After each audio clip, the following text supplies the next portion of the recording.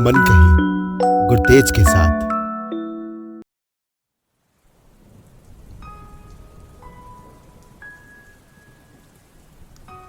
18 अगस्त की वो शाम जब तुमने ये कहकर मेरा नंबर व्हाट्सएप पर डिलीट मार दिया कि मैं ऐसे आदमी से रिश्ता नहीं रखना चाहती जिसको औरतों की इज्जत करना नहीं आता, जो उनके प्रति गलत सोच रखता है। इतना मैसेज भेजकर तुमने सालों का रिश्ता एक पल में खत्म कर दिया था। मैं सारी रात यही सोचता रहा कि क्या इतने सालों में उसने मेरे बारे में बस इतना ही जाना है? क्या मुझे इस रिश्ते में भी करेक्टर सर्टिफिकेट देना पड़ेगा? जहां सर्टिफिकेट ही देना पड़ जाए तो वो रिश्ता कैसा? पता है, मैंने भी गुस्से में आकर तुम्हारा नंबर डिलीट मार दिया, पर कई दिन तक उसका नंबर देखता रहा कि उसने मुझे अनब्लॉक।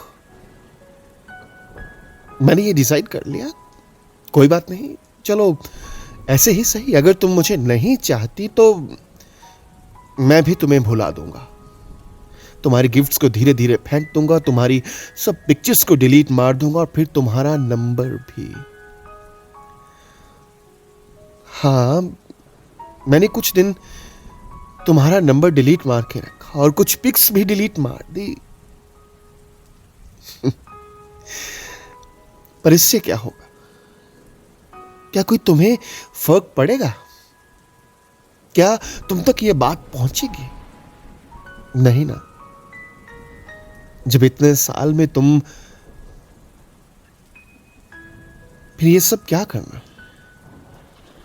मैंने सब कुछ छोड़ दिया क्योंकि इससे कुछ नहीं होगा, क्योंकि तुम्हें भूलने के चक्कर में बस खुद मेरा ही नुकसान होगा। कहीं ना कहीं मैं खुद ही अनजाने में अपनी ईगो हर्ट कर रहा था। एक दिन मैंने डिसाइड कर लिया कि अब तुम्हें मैं भी भूल जाऊंगा।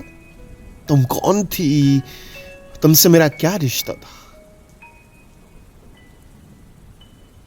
मैं गलत था। हर आदमी इसमें फेल होता है, हर औरत इसमें फेल होती है।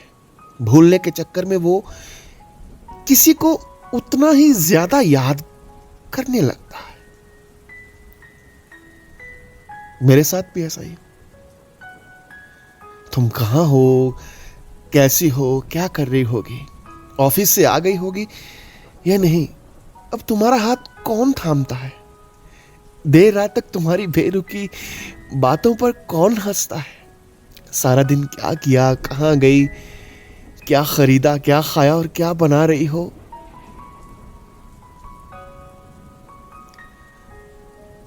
अब इन बातों की फिक्र मैं नहीं करता, क्योंकि अब मैं तुम्हें भूलना ही नहीं चाहता। मैं ना अब अपने रिश्ते का एनालिसिस करने लगा हूं। मैंने तुमसे क्या नया सीखा और क्या हम दोनों में अच्छा नहीं गया? तुम में बहुत सी बातें यूनिक थी जो आम लड़कियों में नहीं होती। तुमने जिंदगी को एक विजन के साथ जीना सिखाया। ये सोना बाबू वाली फॉर्मेलिटीज हमारे रिश्ते में नहीं थी। और कुछ ऐसी बातें जो तुम्हें खुद नहीं पता कि ये क्वालिटी तुम में है, जो तुम्हें मेरी नजरों में तुमको स्पेशल बनाती है। मैं उन सब के लिए भगवान का शुक्रिया अदा करता हूं कि चलो कुछ ही सही, पर चंद पल तो उसके मेरे साथ लिखे। और तुम्हारी जो बातें मुझे अच्छी नहीं लगती, एक पल में चिढ़ जाना और एक पल में ही उनको याद ही नहीं करता, छोड़ दिया याद करना। क्योंकि याद करूंगा तो, हां, इसका एक हल मैंने ढूंढ लिया है। मैं तुमको एक बाज की तरह मानता हूं।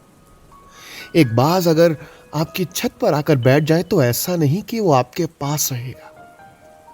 एक कबूतर के जैसे कि दिन भर की उड़ान के बाद वो आपकी छत पर वापस आकर बैठ जाता। तुम बाज थी, तुम बाज हो जो ऊंचा उड़ना चाहती थी, अकेले। ये सारा आसमान तुम्हारा है और ये आसमान मेरा भी। इसलिए तुम मुझे अब याद नहीं आती।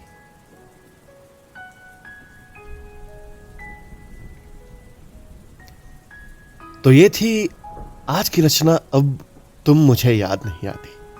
उम्मीद करता हूं कि आपको पसंद आ गई होगी, और अगर आप मेरे चैनल पर नए आए हैं तो प्लीज इस चैनल को सब्सक्राइब कर लीजिएगा और बेल आइकन को दबा के नोटिफिकेशन ऑल पे कर लीजिएगा, ताकि मेरी सभी रचनाएं के नोटिफिकेशंस आपको पहले मिलते रहें। तो चलिए फिर मिलूंगा किसी कविता, कहानी, किस्से या बातों के साथ। आपका दोस्त गुरतेज।